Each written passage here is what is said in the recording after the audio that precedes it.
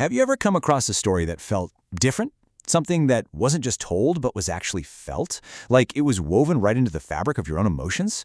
Well, today, we're stepping into a world that has a special name for that feeling. We're going to be exploring the very soul of Arreqqana storytelling. So, I want you to think about this for a second. What if a single word could hold all of it? All the drama, the heartbreak, the hope, the entire soul of a story, all wrapped up in just one term.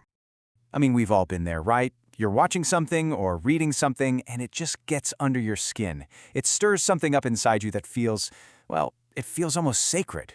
It's this amazing universal connection we have to a good story. While it turns out, in the beautiful, poetic world of the Arreqqana people, a word like that doesn't just exist. It's at the very center of how they see and share stories. Okay, so let's get into it. We're going to unpack the meaning of this really incredible word, Qhimiqarros. So, here it is, Qhimiqarros. And yeah, let's try saying that together, Qhimiqarros. Now, on the surface, it's the Arreqqana word for a dramatic, serialized story. You know, something like a telenovela.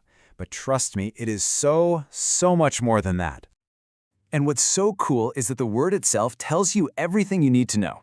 It's made of two parts.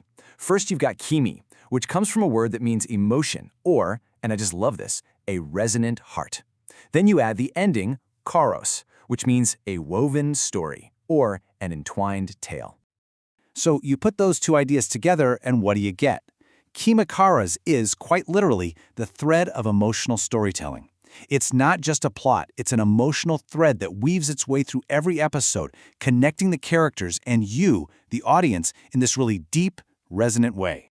So what really makes a Qhimiqarros tick? Well, you've got all those big, juicy themes we love. Love, betrayal, longing, messy family ties. But the real key is what it does to you. It's meant to stir your soul. It's designed to invite catharsis, that feeling of emotional release. And ultimately, it holds what the Arreqqana call a sacred resonance. It's basically storytelling as a kind of spiritual experience. Okay, so that's the idea. But let's look at a real example to see how this all comes together. We're going to dive into a really famous Qhimiqarros from the Arreq world called Nqarla no Vvalumé. And just listen to these translations, the drama of becoming, or even better, whispers of the unfolding heart. I mean, come on, just from the title alone, you can already feel the kind of intimate, personal journey this story is going to be.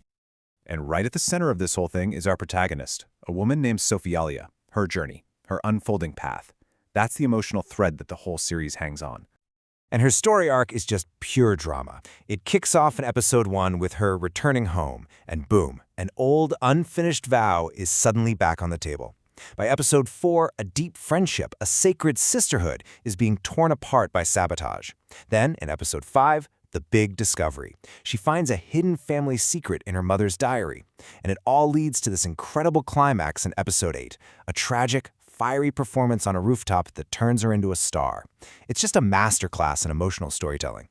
Pretty early in her journey, Sofialya gets this mysterious message in the Arreqqana language, Nara le sarun, kira le mian, and the translation is just profound.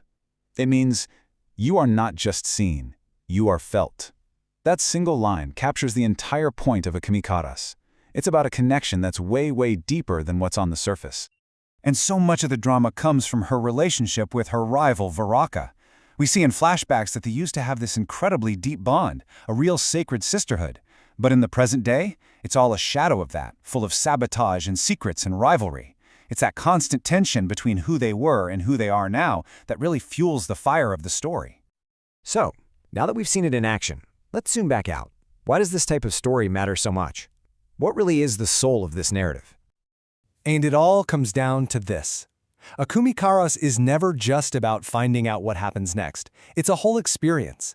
It's that woven thread of emotion, all designed to create that sacred resonance we talked about, to invite you, the viewer, to have a moment of real emotional release, a true catharsis.